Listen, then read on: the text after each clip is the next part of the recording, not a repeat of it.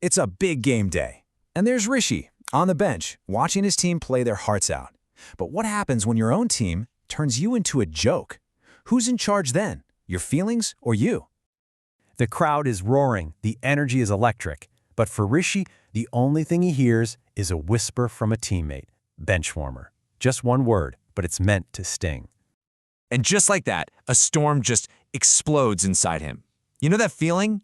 His fists clench up, his face gets all hot, and this voice in his head is just screaming, I hate them, I'm done, I just want to leave.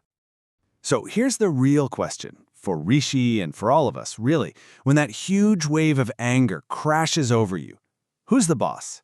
Is it you, or is it your anger? Now you have to understand, this wasn't just a one-off comment. Oh no. For Rishi, this inner storm, it was growing. It was happening again and again. So picture this. They're at practice. Rishi goes for a simple layup, and he misses.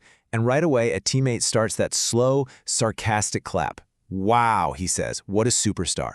And then you hear the giggles start. And you know, the worst part is, it doesn't even end at the court. It follows him home. That night, he's checking the team chat, and his heart just drops. They've made a meme of him, a picture of him on the bench with the caption, professional bench warmer. And all those laughing emojis, they just twist the knife. So what can he do? He feels completely stuck. It feels like he only has two options, right?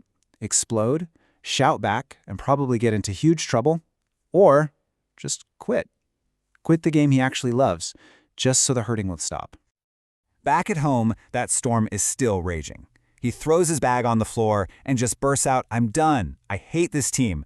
But this is where things start to change, because his mom comes in and she creates a pause. Now, his mom, she doesn't do what we sometimes do. She doesn't say, oh, just ignore them or calm down. Nope. She just sits down next to him, puts her hand on his shoulder, and she just listens. And after she lets him get it all out, she asks him this incredible question. She says, okay, so who's going to be the boss of what you do next? Is it going to be this storm inside you, or is it going to be the wiser part of you? And that one question, well, it changes everything. This is where his mom brings in some ancient wisdom. She tells him a story from thousands of years ago about a famous warrior named Arjuna. And guess what? He had a huge storm inside him too. So Arjuna is on this massive battlefield, and he looks out and sees people he loves on the other side. And he just crumbles. He says to his guide, Krishna, I can't do this. I won't fight. It was his own I want to quit moment. Sound a little familiar? So his mom shares a teaching from the Bhagavad Gita, and it talks about a totally different kind of strength. It says that a truly strong person, well, they still feel those big waves of anger, but they don't let the waves decide what they do next. It's kind of like this. The Gita isn't telling you not to feel angry. That's impossible. It's just saying, hey, don't let your anger drive the car. You are the captain of your ship. Anger can be in the passenger seat shouting all at once, but you are the one holding the steering wheel. You see, Arjuna's battlefield was a real one, with chariots and arrows.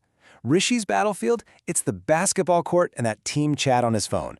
The places are different, but the feeling inside, it's exactly the same. And this wisdom from the Gita, it's the same tool for both of them. Okay, so this all sounds very nice, but how does an ancient story actually help on a basketball court, right? Well, this is the best part. Rishi and his mom take that big idea and turn it into a simple step-by-step game plan. They created a 4-step plan. It's super simple, super clear, and it's all about putting Rishi back in the driver's seat. They call it the Gita game plan. All right, step 1, the 10-second rule.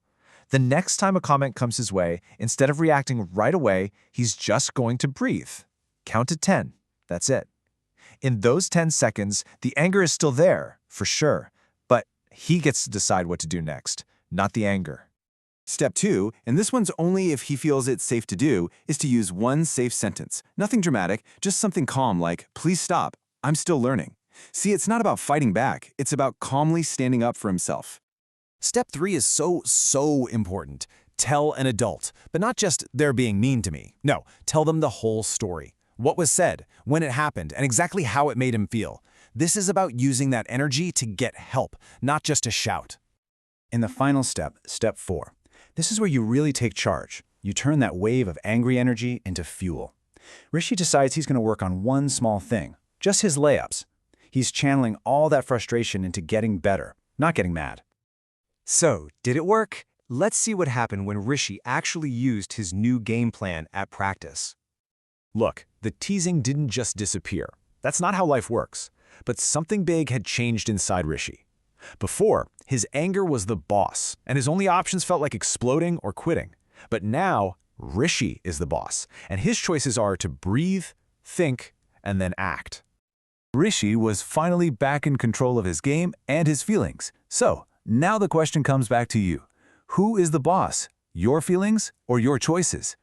Give this 4-step Gita game plan a try in your own life, and please follow @MindsetWithGita for more stories just like this.